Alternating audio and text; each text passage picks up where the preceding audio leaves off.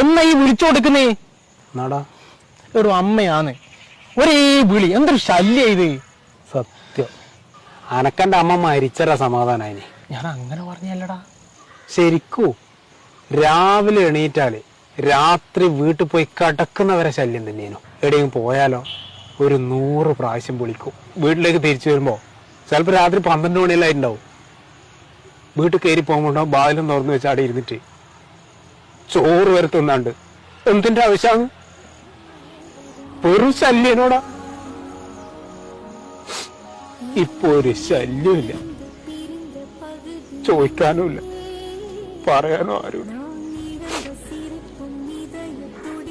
ആ ശല്യം തീർന്നാല് അതോടെ തീർന്നതാ നമ്മളെല്ലാം ജീവിതം.